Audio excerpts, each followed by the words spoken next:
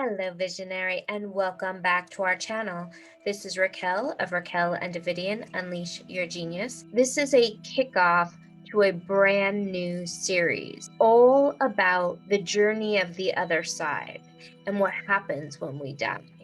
Throughout this series, I will be looking at the entire mystical way. I will be looking at the other side. I will be including human design, Rave cosmology, what happened perhaps during the encounter.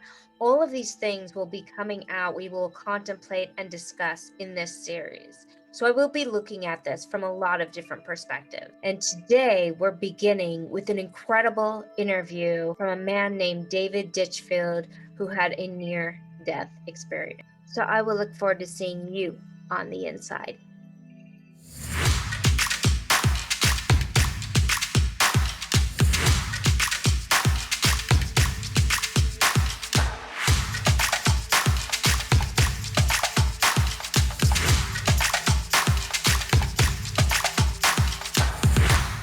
All right, so welcome everyone. I'm super excited about kicking off this brand new series of near-death experiences, really like explaining the unknowable and presenting it in a way that maybe we can know what happens when we die, and maybe it's imperative to know.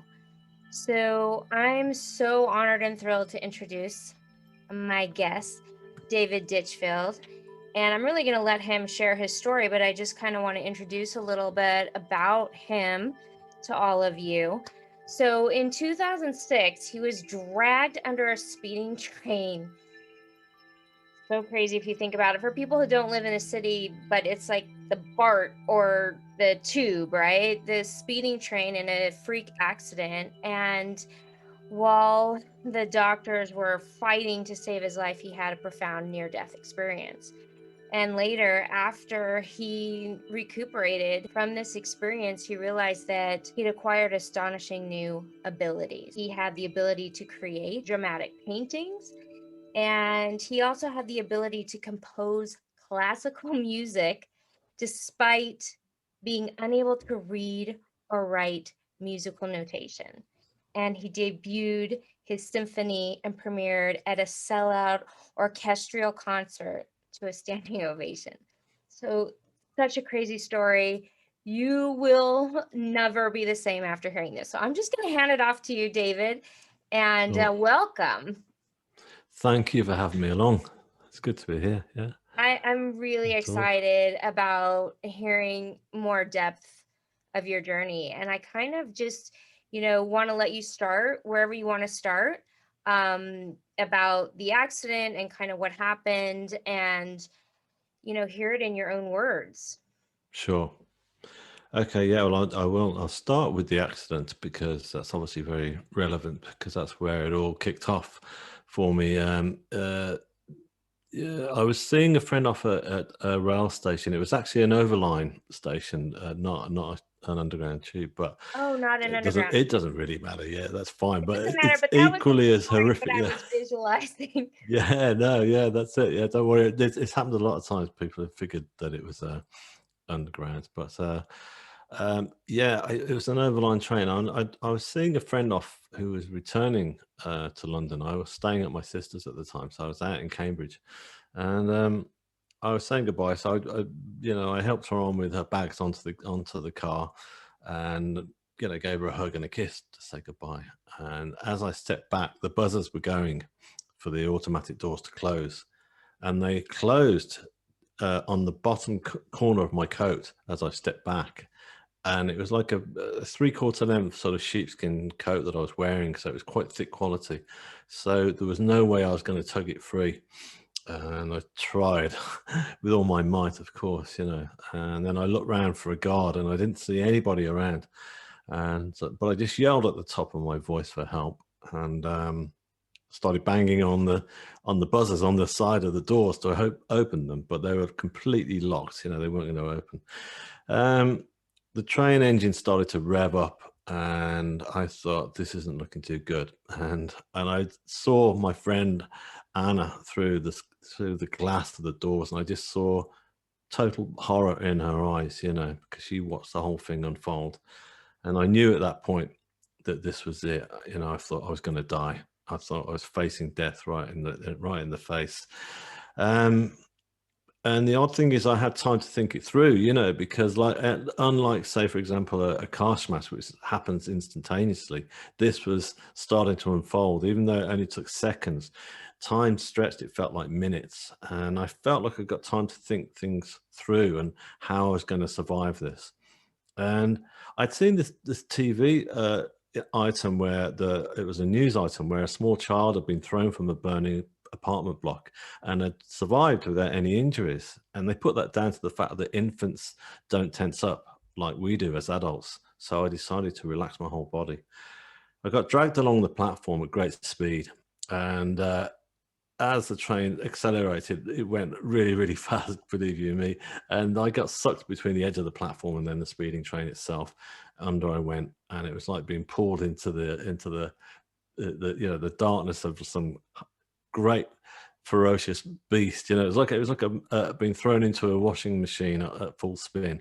And so I was being, you know, literally tossed around from pillar to post and fully conscious throughout all this.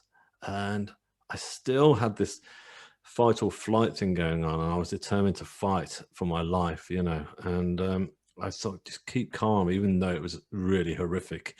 And then I've eventually got thrown down in between the tracks as the train continued on, and I still thought it's not over yet. And I thought again, a thought came into my head was, think of the 007 Bond movies or Indiana Jones or whatever. What would they do now? They would keep their head right down into the gravel. So that's exactly what I did. And then the train eventually passed on and went down the track, and I just couldn't believe that I'd just been through that. But not only that, that I was actually alive. And so yeah.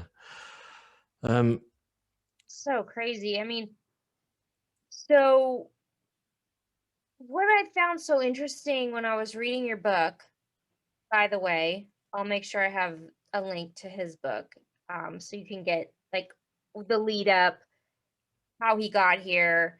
But one of the things that was so interesting when you were explaining that was how your mind sort of like separated.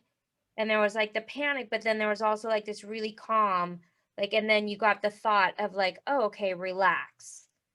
Yeah. And then you were able to move through that with such calmness.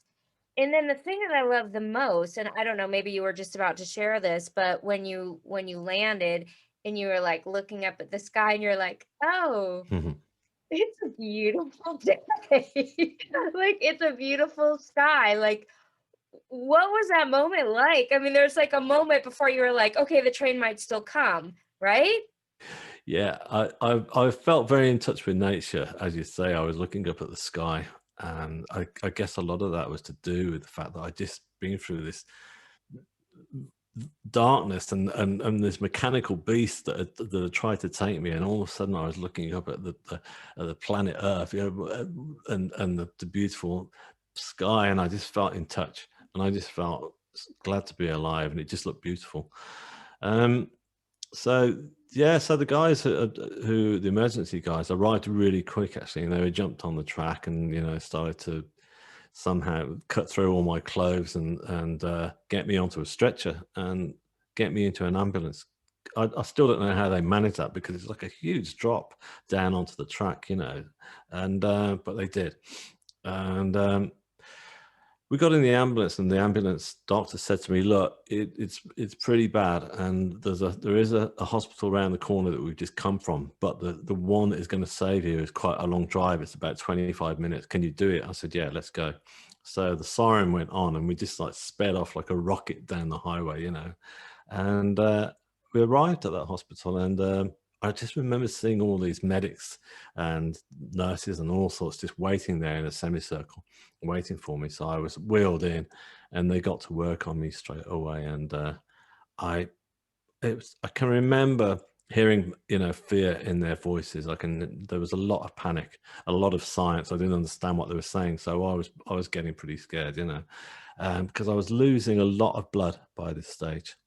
My family had arrived and they got there really quick. So that was kind of amazing. I was really surprised because the consultant, the head surgeon said, look, your family are here. Would you like to see them before we take you into surgery? And I said, yeah. So they came through and my mother was in tears and, and I was apologizing to her because I was going, Mum, it's always me bringing all the drama to this family. I'm always bringing all this stuff, And she said, stop, it's not your fault, which of course it wasn't. So anyhow, but it was pretty much at that point when my family were around me and that I left my body. I left all this trauma and I left the intense pain that I was in as well. And I was suddenly in another space, another sphere, and it felt like it was like a small darkened space to start with, and it wasn't foreboding, so it wasn't at all sort of frightening.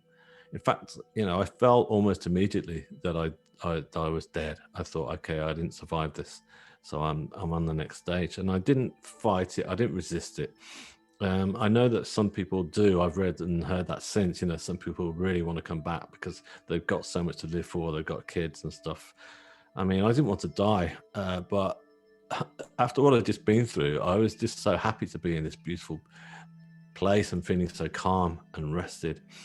So I looked around me to kind of get my bearings, and as I looked around, I saw all these beautiful orbs that were slowly pulsating all around me, and they were like kind of landing lights in an airport, and I felt comforted by these glowing orbs. And I looked to get my bearings, and I found that I was laid out on this huge kind of like slate rock. I was no longer on the hospital trolley, and but it felt immensely comfortable to lie on this rock, which seems really odd because you wouldn't think a slate rock would be comfortable. Also, considering the fact that I was no longer clothed either, so it was just my skin against this rock.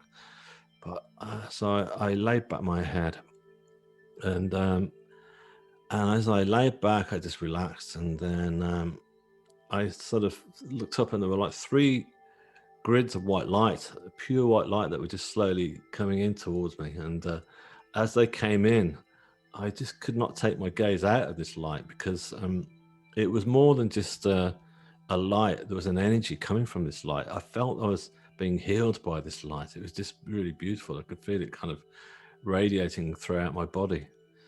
And it was such an intense white light that normally it was so bright that I would not be able to look with the human eye. But in this realm, it was possible to do so. So as I lay there bathing in this beauty, I felt the presence of somebody near me. I felt somebody had arrived, and so I lifted my head from the rock, and there was there was a person just stood at my feet, just smiling at me with this lovely, beautiful, sort of knowing smile. And this person was just wearing like a simple contemporary black t-shirt, nothing too ethereal, nothing out of this world, a simple black t-shirt with this kind of like very white blonde hair and this pure sort of skin that was glowing light from within. And I knew this person's face.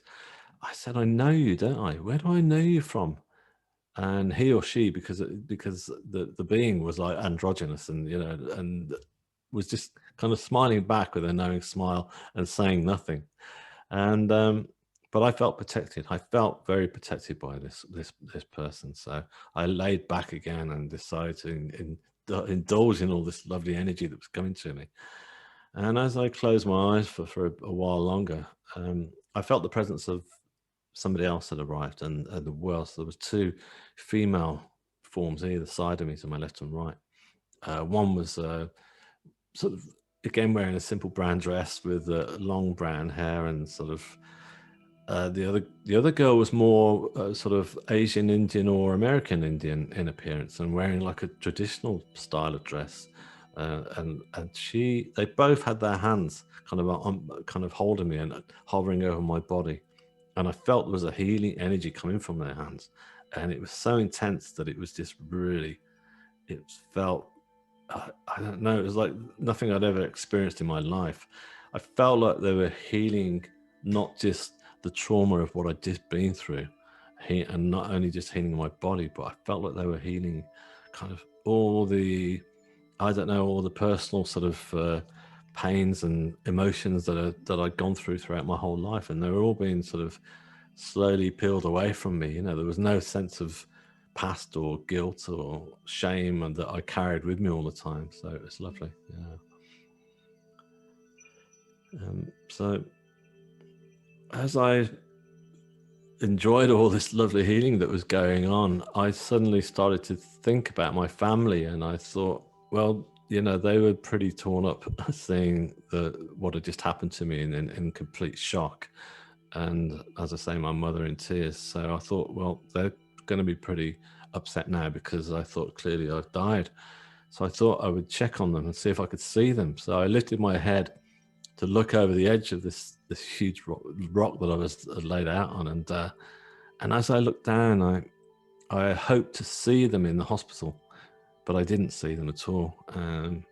Which was fine, because what I did see was this incredible sight. It was like a huge waterfall, like a waterfall of stars, and it was the size of Niagara. You know, it was absolutely awesome. And instead of water flowing over and by the gallon, it was like millions of stars that were sparkling and just like slowly cascading over the edge. And I thought, wow, this is incredible. And I thought, I'm no longer laid in what I thought was a small darkened space. I'm in the universe itself, you know, and I'd been there all the time and not realized it. And so I looked down, and the further I looked, I could see I was looking from one galaxy into another. And I was looking into infinity, you know, looking into colors and nebulas and beautiful sights. So, yeah, so I lifted my head back over after enjoying this beautiful sight. And interestingly enough, I kind of didn't feel the usual sense of shame or, oh my goodness, my family, you know, what am I going to do? I can't see them. And there was none of that going on. I just I remember going to myself, okay, well, I can't see them, but they're going to be fine. They'll adjust, and they'll eventually, they will be here. They'll be experiencing what I'm experiencing, and they're going to be fine. Everything just felt like it was okay. And that was it, you know. So it was great to have that feeling for the first time in my life, you know. And yeah. So it was something. I remember looking down to check my body as well. I thought I better check on myself and see how that's all looking, and everything was okay. Everything was back in place. There wasn't even a single. So my arm had been a cut from the elbow down, and been cut off. And so I remember looking at that, and there wasn't even a single scratch or anything. You know, everything was in place, and I was just covered in this blue cloth. It was like this kind of like satin sort of silky texture to it, and that really comforted me as well. And it was so everything was just like there to make me. It was almost like it felt like a sense of preparation. I felt like I was being prepared for something, and I felt almost like I was being, like I say, all my wounds and physically and emotionally were all being healed. So as I laid back and sort of basked in all this, if you like, I suddenly felt the energy that was coming from the hands of these two female forms was suddenly, it had become a lot more intense, and it was almost like I felt like my body was almost vibrating with this energy of love, if you like, that was coming through them. And I thought there's something else is going on, and I lifted my head again, and just beyond me I could see there was a huge tunnel of white light that was just closing in on me. And as that tunnel of white light got closer to me, it was awe-inspiring. It was huge. It was like a sort of, there were all these flames that were slowly circulating all the way around the edge of this tunnel of white light. And the intensity of that whiteness was just so bright that I felt, again, this energy was like making every single molecule of my body vibrate with love. And so I knew pretty much straight away that, well, for me, what I was looking here was the source of all creation. This is where it all comes from. This is the whole universe, as mankind, that all comes from this point.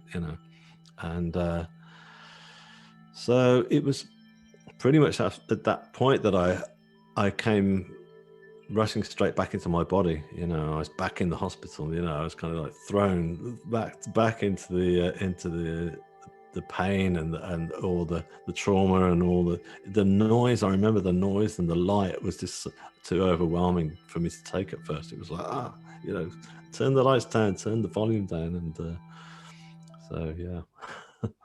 Wow. So, have you since, or while you were there, were you able to get a sense of who the beings were, what their relationship was to you? Were they your guides? Were they, past life companions? Or have you kind of sorted through who those beings were that were with you during that time? Yeah, I most certainly know that they're my guardian angels, and they're still with me now. That I still call upon them, and I know that they are there. But the one in particular that I talked about, that I was first greeted by, the androgynous being with the black t-shirt. Mhm. As I said, I knew that person's face, but I couldn't figure it. And so I realized that I've known that person throughout my whole life and beyond. And so that particular guide, that's my higher self, if you like. And it's my high conscience, and it's it's my ultimate spirit guide. Wow. Yeah, Yeah. that's so beautiful. And when you were connected to that source and sort of having that epiphany of source and the creator, was this something prior to this experience? Did you believe in God? What were your thoughts around that? Like, how did that sort of mesh with your thoughts growing up until that point? Yeah, it's quite interesting because I would never call myself an atheist, but I wasn't a believer either. My parents are a Christian, and when I was really young, I would go to church, but I just didn't get it. I just didn't feel right or comfortable there. And my parents were very liberal, and they said, "That's okay. You can stay at home." So I used to like sort of stay at home on the Sundays. So I kind of like not so church never really came into, or any faith came into my life.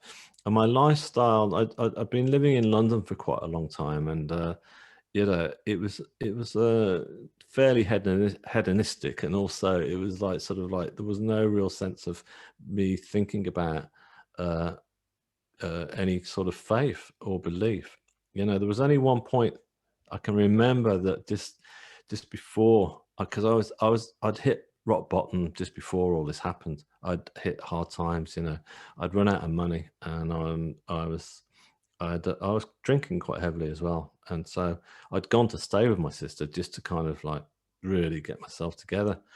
I'd lost my flat, I'd lost my apartment, sorry, and I got there was nowhere to live, so it was pretty tough. So I remember at that point putting my hands together one day and praying desperately. But when I made those prayers, I'm looking back on it, I realized that I didn't even know what or who I was praying to. I was just saying, whoever's there, just please help me. But it was like such a desperate prayer, that I also know that I'd got such a low opinion of myself that I wasn't really allowing that help in. I was almost saying, I know I'm a mess and it's all my fault, but please, can you help me? So, but yeah, so no real faith. Interesting. Yeah. So after, when you were kind of I would say, when you were having that experience with the light, would you say that there was sort of a telepathic communication? Were you merging with that? Did it sort of change your whole idea of, like, what you were saying about self-esteem? So were you able to kind of get that full sense that you are, a part of that light, or able to receive? Or what was that sort of experience like for you while you were kind of letting that in? Because that's just incredibly profound, right? Because kind of transcends like all of our ideas of God, right? And Yeah, what religion is. absolutely. Yeah. I mean, the first thing I thought, well, I remember thinking at that point, I thought, well, this is God, and I thought it's not the human form of God that I'd led to have been believed it would be, you know, like or whatever most faiths are. There's usually some kind of like either animal or human form that God is, not a tunnel of white light floating through the universe. But it was. I also remember thinking that I felt very much a part of the universe while I was there. I thought, you know, and I still do. I feel like, you know, that I'm very connected to that universe, and I never had been before. I've never, had, you know, on a beautiful night, I would look up at the stars in the sky and think, wow, look at that, what a beautiful starry night, all those sparkling stars. But I never felt connected to it. I thought that's another place, that's somewhere else that exists outside of our world. Whereas now I realize that we're very much a part of the universe, you know, all of us, not just us, every single thing on this planet is a part of that universe, you know, and that the universe is a force that's constantly moving forward. And so therefore it wants us to keep creating and keep moving. And that's something I wasn't allowing myself to do before. You know, I was not moving forward in my life, and because I'd got so much low self-esteem, a very low opinion of myself, and so I wasn't allowing myself to be authentic. You know, I was trying to be something else, somebody else. You know, I was hanging out with all the kind of people that I was aspiring to, but I was never going to be them because they weren't meant to be. I wasn't meant to be those people, if you like. And so, yeah. So do you think that this was, for lack of a better word, a predestined experience? Like, I know when I was reading your book, there were sort of these hints Yeah, of what was to come, like when you saw the medium. that's And right. Yeah. right? So, do you think this is something that was meant for you, or do you think it was something that was like your wake up call, or how do you sort of sort through that? Yeah, I definitely think that it was because the medium that I'd been to see, that was just by chance. You know, I was this is a couple of months prior or whatever, and so it's some time before, and I. I was on the train and I bumped into to an elderly couple, and they were asking me directions to which station to get off at, and the lady started chatting to me saying, "Oh, we're off to see a medium," and I was going, "Yeah, okay," you know, and I wasn't really interested. I was pretty hungover, I remember at the time, funny enough. So it was kind of like, okay. And then she insisted on giving me this little flyer.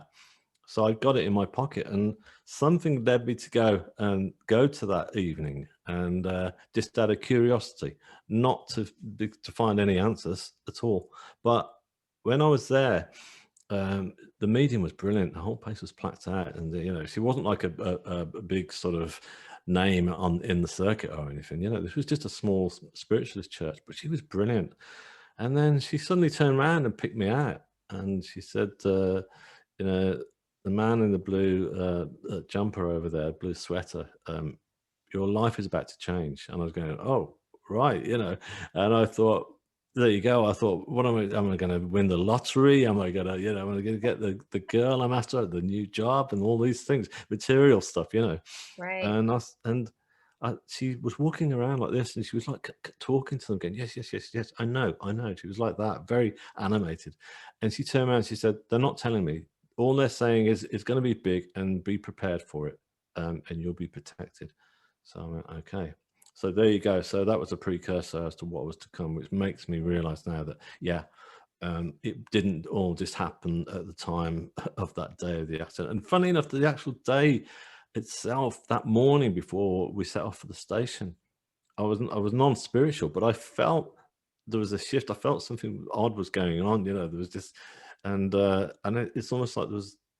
I remember my sister's cat came into the room that day, and he jumped up on top of this very large wardrobe, and goodness knows how he got up there, but he did. And I remember he just got his paw dangling over the edge, and he's always squashed into the ceiling because it was a cottage, and he just kept looking at me while we were packing bags for my friend to go. I was going, what is it? You know, what are you trying to say to me? You know, so I realized looking back that even that cat Mushu knew what was coming, and so I painted him. He's in one of my paintings. Yeah, they're tuned in. Yeah, I saw that painting. I'm like, where's the cat coming from? That's so interesting.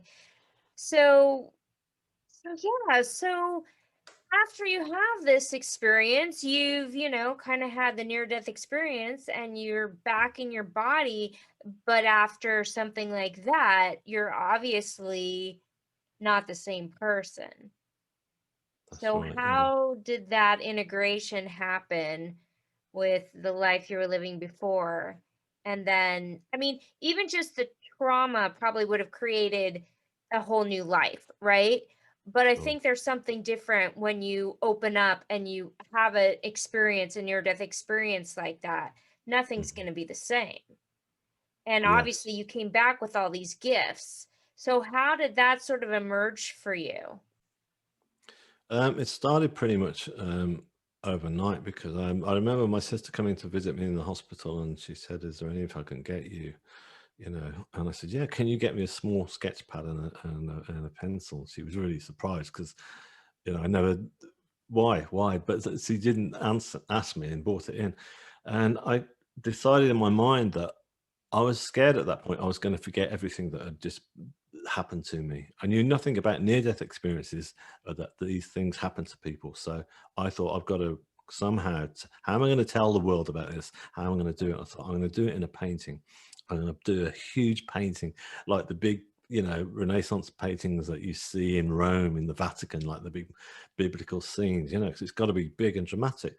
And I was ambitious. It didn't matter. I'd never done anything like that before, but I thought I'm going to do it anyhow. That's what I'll do. So that's where it started. So once I was well enough, and got out of hospital, and I got my hands on a large canvas, and yeah, I was apprehensive about starting it once that it was there in front of me because I thought I can't mess this up. This has got to be right.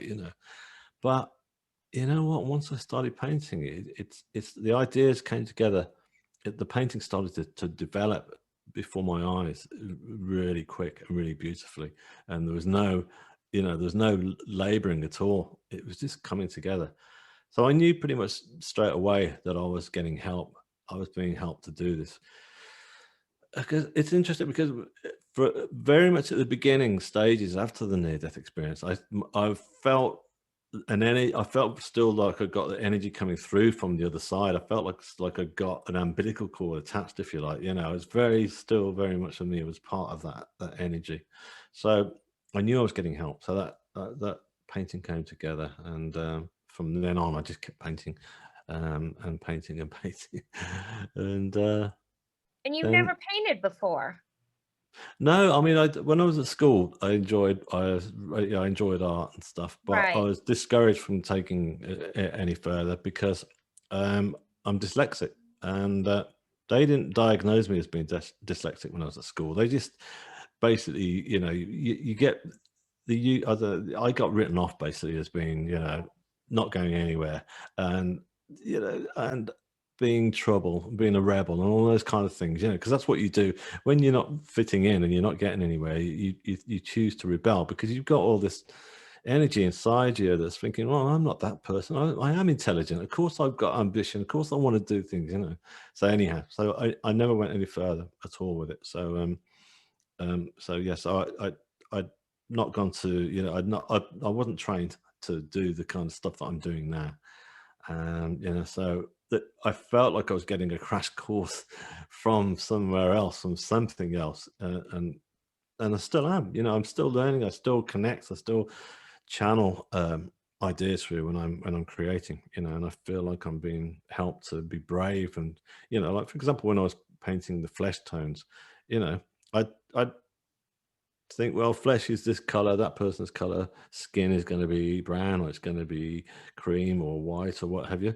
But then I thought, no, stick some blue in there, stick some yellows and mad colors. And I don't know why, but I did. And when they went on there, suddenly the skin would become alive and stuff. So I was being taught to do things that I wouldn't normally have thought to have done. Wow. Yeah. And so how did the people in your inner circle, your family and the people around you, how did they receive this experience? Because I think even today, I mean, Yeah, we know a lot more about NDEs and a lot more people are open to it. But still, it's still the leading edge. It's still the cutting edge, And so how did they receive what happened to you? Were you able to discuss it and share and kind of, because some people really are not. I mean, from some Yeah, stories I've heard, people just shut it down and they don't yeah. talk about it. They feel, embarrassed or afraid to share. Yeah, you're right. I came across the guy actually when I was in hospital because I told my story to everybody. I used to go to a physio gym where everyone were all amputees and stuff, and I told the story one morning over coffee, and this guy came over to me, and he'd been in a motorcycle accident. He was being chased by the police on a stolen bike at 125 miles an hour, and came off. And he came up to me. He said, "That thing happened to me, mate. I had that thing." I said, "Really?" I said, "Have you told people about it?" He said, "No way." He said, "Everyone would just say that I'm mad. All my mates would just say I'm mad." And I said, "No, you've got to talk about this." And I still don't know to this day whether he did, but for me, it was important to tell everybody about it because it was just far too powerful. And yeah, it took me about, I remember it took me about a week until I actually told my parents, because I just wanted them to get it. I wanted them to understand it because, as I said earlier, they're both Christians. Because they got their faith, I thought this might not go along with what their beliefs are, which is quite true because they don't really discuss the afterlife other than Christ, resurrecting, from the cross and stuff. But other than that, it's not really talked about. It's not taught. So it took me a week to tell them, but when I told them, they listened from start to finish. And my mother turned around and said, "We know." And I said, "You know?" And this was just in a nice little quiet hospital room that I was in, and I said, "How do you know, Mum?" She said, "Well, whenever we come in, you're lying on this bed, you've got tubes coming out of you, you can hardly move, you've got nurses constantly around you, but you've got this energy that's glowing from you, this energy that's giving out to everybody, and you're caring for them, and we just keep saying it every time we leave here." So it was really apparent that, that it's like a parent's instinct, if you like, that they could see that shift in me. So once I told them, obviously, it just made it easier for me to discuss it with everybody else. And funnily enough, when I was doing the first painting, I started telling a lot of people then, because some friends of mine had got I'd made friends as I came out of hospital. They got like a yoga Pilates center, and they said I could come and do my paintings there, and they got this spare studio up in the attic. They used to call me the artist in the attic, and I painted there. I was only supposed to be there for a week while they were decorating, but they said you can stay, and I stayed there for 2 years, rent free, and painted and painted. So people would come up and who were going into yoga classes and stuff. So a lot of people were quite already there halfway into being spiritual and would want to hear the story. So felt from that point onwards that, a lot of people were keen to hear about it. Yeah. Yeah, one of the reasons why I love hearing these stories is because it's so palpable. You can feel the energy. It's like there's a doorway to the other side and you can feel it. So as you're sharing your experience, I can feel the energy and I hope it that people listening can feel it as well because the energy is so real, it's so palpable, it's so tangible. And so as this energy is coming through your life, you're becoming an artist, you're also becoming a composer, right? And a That's right. writer. Yeah. And then also emotionally, you've probably changed. You said you had low self-esteem before. And so who did you become after that? I became my authentic self. Mm. Basically, I became me. I stopped trying to pretend to be someone else, and there's nothing wrong with those people that I was aspiring to, but they just weren't me, and I realized that once I'd found that authenticity, that everything was starting to open up for me. Like, you know, the composing came along. It wasn't something that I planned. It wasn't. There was no any master plan where I was going to say, right, you know, now I'm going to be a composer. It happened, you know, and I didn't even intellectualize it either. You know, to write a symphony, I didn't even think about it. And now people say, once I did it, you know, people turn around saying, "Do you realize what you've just done? You know, that's remarkable." Even people who are classically trained said, "I would not attempt to write a symphony for an orchestra." And how did you do it? You know, but a lot of it is, again, I was channeling big time when I was writing the music, because that was something that was that very first symphony. I've done quite a lot since, but the very first one was a big thing, you know, because it was also based on my near-death experience. So I wanted that to sort of take you on an emotional journey. You know, there's three movements to it, and so it takes you from the start right to the very end of the whole experience. And yeah, so it was a far cry from where I was before, because, you know, my life before was, I was, because, as I say, I was dyslexic, and I'd left school with barely any qualifications. So most of the work I was picking up was like manual labouring work, and I wasn't any good at that. I wasn't really cut out to be that, so I was never fitting in anywhere. I thought, you know, the guys on the sites, building sites, were like great guys, you know, really crafty. They're very skillful at their work, and they used to laugh at me. They used to call me Speedy, because I was just so untogether with all that kind of stuff, you know. But so, as you can imagine, nothing ever felt right. The gears were always grinding in my life, but suddenly they weren't grinding anymore. Suddenly, you know, I found where I wanted to be, and things were starting to happen. And I wasn't pushing on doors to open them anymore. The doors would slowly open at their own accord. So yeah. Yeah, and so and as you were coming out of the hospital, were you able to, obviously you had to go through some physical rehabilitation and Yeah. heal the physical body, but while you were healing, you said you were still in touch with the guides. Were they able to kind of assist you through the healing journey? Yeah, absolutely. I remember the consultants and the head surgeon were turning around in the hospital saying, "We're Do you know that you're healing at an incredible rate? You're healing really well." You know, they were just like, I was like their star patient, if you like, you know, because the drama of what had happened, going under a train, and how I was recovering from that, was, they were amazed. Um, and I remember they actually sent in a therapist to come see me because of what had just happened. It was just the natural things for them to do. So I was a therapist who's going to come and see you now. I said, okay. And initially, the therapist said, "You're okay. You know, you seem okay. We don't need to continue talking anymore unless you want to." And I said, "No, I'm good."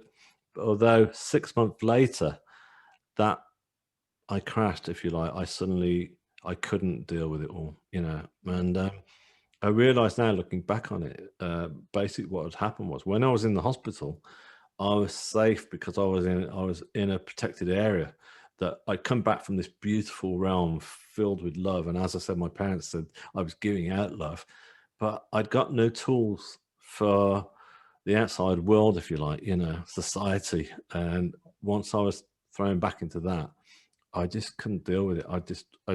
It all felt like it was just too aggressive and assertive, and I just didn't know how to do that. So then I hit depression, then I hit anxiety issues, and so I did have to see the therapist again, who was really, really helpful. You know, she's in the book. Because, you know, I look back now and I balance out the recovery from that, because I could suffer from post-traumatic stress disorder, because I'm a human being as well. You don't Yeah, come back superhuman, you know, it's yeah, still of me. course. And Yeah, and so I think the two, I had spiritual healing as well, which I still have. And so I think between the two, of having, you know, counseling, and also the medical science that helped me recover, the spiritual aspects were very much, you know, there, half and half. It was like this kind of like, yeah. So the two are very important elements. Yeah, a lot of people say that the reason they didn't die, and they came back to the body was their choice or it was not their time. So, do Mhm. you feel that you had a choice? Do you feel that it was not your time? Do you feel like it's part of your life purpose to bring this energy back? Or what's sort of your take on why you didn't actually die? I mean, the fact that you didn't die is pretty shocking, right? I mean, Mhm. I It don't is. I, I don't know if there I mean, has anyone ever survived that kind of an accident like that? Um, Not to my knowledge, but also the British Rail Police, they're quite a big organisation. They did. It took them about a year to do like the whole case study on what had happened. They told me they'd taken the car of the train apart down to the last rivet. That's how much investigation they did on it, because these things are really important. And at the end of their study, they turned around and said, "Well, we've finished now. We've finished the whole case." But I said, "David, we've got to tell you, we're all banging our heads together, saying we don't know how you survived that. You should be dead. We've done all our figures and maths and measurements. You should be dead. We don't get it." And I said, "Well, I, I know why, but I'm not. I didn't want to go into it with them. I didn't think they were going to get it. So, but yeah, you're right. I should not have survived it. But and straight away, to be honest with you, I knew that going back to what you said in answer to your question with me, it wasn't my choice that I came back. The decision was made for me. I know that much because I know that I didn't say, right, I want to go back there. But I figured that I'd learned everything that I needed to learn at that stage, which is pretty important, and that was, seeing the tunnel of light and the epiphany. But not only that, I'm still learning from them. I'm still getting all the knowledge still comes through constantly right up until that we're talking now. And so yeah, so I remember when I came back into my body in the hospital. A lot of people say to me, "Oh, you must have been disappointed to come back into that after that beautiful experience." And I wasn't actually disappointed, because I was just so filled with all the joy and of what had happened. And all I could think to myself was, why have they sent me back? What is my mission? What's my mission? Sorry, what am I supposed to be doing now? And so that continued with me. I kept asking myself, I've got, I've got a mission here. I've got to find out what it is. I can't just let this go. So yeah, And and so I what get, do you think that is? well, my is basically to communicate through my art and my music, and now through spoken word and through my book. My book was like the third thing to come along, which came out last year, and that was like, when that came out, I found that I never expected to be doing so many interviews as I did, because of the pandemic. They're all pretty much like you and I are doing now, which is fantastic, where we can just communicate from the other side of the world, and we can Yeah. just chat like this. So um, I've been so yeah. So a lot of it has been communicating to so many more. I've reached out to so many more people, basically, within the space of as everything's unfolded. With all the different elements through my art, my music, and a lot of people are connecting with both. Because I'll do an interview, like say with yourself now, and then people who are listening may feel that they want to go to the website and look at the paintings and listen to the music, and there are so many people that I can tell that they've connected with it, and they've made that connection. And not only that, there's people who just lost loved ones, and or are very ill themselves, and it's helped them, which is great, because those are really important things for me. If that happens, that's great. So yeah, so it's that's, I mean, most people who've had a near-death experience will say they will come back. I don't think that you don't all come back, being creative, being an artist or a musician or whatever. But everybody finds their kind of medium of basically getting the message across, that there is an afterlife, and that we are loved, and that we're very loved, and that death is not to fear. Basically, it's not to be feared.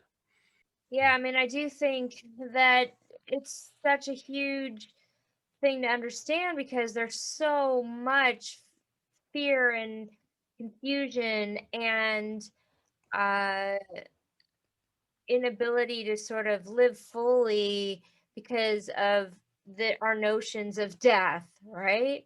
Yeah, And so I think it's so important to redefine and rethink our ideas of death. yeah. Absolutely, yeah. We just don't talk about it at all. We You don't know, talk. this is Yep. we don't in Western civilization. We don't anyway. Yeah, we just don't address it, We don't which talk. is Yep. kind of crazy because it's going to happen to us all. You know, I did an interview with a podcast which had a brilliant title last week called "No One Gets Out of Here Alive." Hmm. Which is great, isn't it? Because no one does. None of us get out of here alive, you know. So it's and but we don't address it. We should do, you know. It's we plan for everything else in our lives, don't we? We plan for birth, we plan for our marriages, or even driving a car test or whatever, you know. Everything we plan for, and but we don't plan for death, you know. You know, I'm not here to say, oh, we should be talking about it all the time, you know, but we should at least address it, you know, and just think it through. And that's another good thing, actually. There's been quite a lot of people who've just come back who've listened to me talking or read my book, and they've turned around and said, I read your book, and it's made me rethink everything, you know, and which is great, you know, because that's what I'd love people to do, you know, because you know, we're just our souls are far too powerful an entity just to suddenly just switch off like a light, you know, and it's all over. You know, it Yep. continues on. Yep. Yeah. I mean, so many people's stories. It's almost, it's impossible to ignore. And I really do feel it's a huge imperative because it really changes the way we live when we have a better understanding of the other side and why we're here and our life purpose. And I noticed that one of the forwards to your book was by Raymond Moody. Yeah. Isn't he the one who actually coined the term near death experience? But, so yeah, Raymond Moody, he was an amazing person, a really lovely person as well, and he. Yeah, his manager got back in touch and said Raymond's read the book, and you know, and so he would like to write the forward. And I was going, wow, that's amazing, brilliant. So, so he wrote the forward, and I never used that as any kind of leverage at all. We kind of kept that there on the side, and then eventually, you know, I was trying to put it out to people, or trying to get agents involved, or and that kind of thing, and nothing was really happening at first. And then this guy got in touch with me, and he said, "Look, I've just been handed your book by somebody else who said they couldn't take you on because it's not their kind of genre." He said, "I love it. Can I take it to my team?" The publishers said, "Yeah." So they loved it, and so they said they signed me up, and then they put it out. So yeah, so Dr. Raymond Moody, yeah, we're going to be doing some more work together, hopefully in the future. I hope, yeah, because he's just such a wonderful person. He's such an inspiring talker. He's just remarkable. Yeah. So, as we're kind of coming up, kind of wrapping things up, what would, what else do you feel like you are here to tell people? Is there something else you feel like you want to kind of end with or share with or final message? Yeah, I one of the biggest lessons that I'd learned about myself personally when I was in that realm was that well, basically time didn't exist while I was there. You know, it's like I'd always been consumed with the past. I was always carrying a lot of past mistakes on my shoulders, thinking, "Oh, crikey, I messed up with that person on that one. Oh, I made so many mistakes," or worrying about the future, thinking, how am I going to make money? Where am I going to go? Where am I going to live? And all those things. And I was never really living in the present moments. And so, when I was in that space, I was in the present moment, and the past and the future exist, they didn't matter anymore. And it was a wonderful feeling. And I thought, I've got to hang on to that. I've got to use that now in my life. You know, I've got to continue to be in that present moment, and to, you know, just to let go of the past. And because it's just so we spend far too much time worrying about all past mistakes, or should I have done this, or should I have done that, and we spend far too much time worrying about the future, where it's all going. I mean, I noticed that particularly obviously over the last 18 months with the pandemic, you know, that initially I thought this is a brilliant time for everybody to do exactly what I'd done myself, and that was to stop and not worry about the future, because there was nothing we could do about it. We were all in the same boat. We were all in this together. I thought, why don't we just like, most people are being told they can't work anymore. So why don't we just accept it and go into the present moment? And I think a lot of people did at first. You know, people started saying, getting in touch with nature. You know, this time last year, they were saying, "Oh, I'm looking out, and all the trees are beautiful outside my garden. The birds are there singing, and wow." And then people started painting as well, getting creative, or baking cakes like they'd never done in their lives, or teaching their kids. You know, and I thought, this is wonderful, but sadly, I think a lot of people got impatient with all that, and they said, we just want to get back to normal. And they're still saying it now. And it's like, there is no not getting back to normal. We got what, you know, when that's not good. Normality is where we're at now. This is the present moment. This is the normal moment now, you know. So I guess that's what I try to put it across, try to live in the present moment, you know, because it's you know, that's the power of life, basically. That's where it's at, you know, this moment now. And yeah. Yeah, so beautiful. Yeah, that's when you really get to connect, and when probably, hearing the guides and hearing your highest self and the channeling, that all happens in the moment. It's not reached when you're in the cycle, or kind of worrying about anything. You That's it, can't you're right, yeah. make that connection. Um yeah, so beautiful. I'm really moved by your journey and your story. So I really want to thank you for taking the time and sharing. Um, I'm so drawn to exploring these realms, talking about them on deeper levels, um, opening the conversation, because I don't think, just for anyone listening, I don't think you have to have a near death experience. You don't No, you have to don't. get like dragged by Yeah. a train. Um, I keep saying that. little That's extreme. absolutely true. Yeah, you don't. You But really I don't. mean, we all have it available to us, right? Would Yeah. you say that everybody has the availability to touch and reach our own personal guides and our own personal highest expression of self? Um, Yes, yes, most certainly. We all have it within us, you know. It's you know, you can do that through meditation. You can do it through spiritual healing. You don't even have to do that. You know, I was um, uh, just the year before last, I was invited out to the south of France, and I was. And there was these people. There were all these women who were doulas, end of life doulas, who were there at this retreat, and they asked me to come along and talk on the last day and do like a workshop. So I did do. And I thought, oh, God, I've never done a workshop before. I thought, I know, how am I going to do this? But it didn't matter. I just got there. I told my story. Everybody listened, asked questions, looked at my paintings. Then we spent the afternoon in the beautiful sunshine in the middle of nowhere. And I just said, right, I'd like you all to just, I bought some paper and got some paints. I said, I'd like you all to just paint either what you think your spirit guides look like, or what you think the afterlife might look like, you know. And everybody just froze. It was like they said, oh, I haven't painted since I was at school. I said, but that doesn't matter. That's not what it's about, you know. Just do it. And then a few people said, well, can you guide us with some meditation first? I said, no, it's all to you. Just, and I left them all to it. And every single person came up with something that was very personal to them, and they were all very different and very interesting, you know, their take on what their guides look like, or what the afterlife looked like. And just by doing that process of painting, each one of them turned around to me and said, do you know what? I'm really glad I did that, because I didn't even know what I was going to paint. I didn't even know what was coming. So they were all channeling. They were channeling that afternoon, you know. So it's within us all to do. Most certainly, yeah.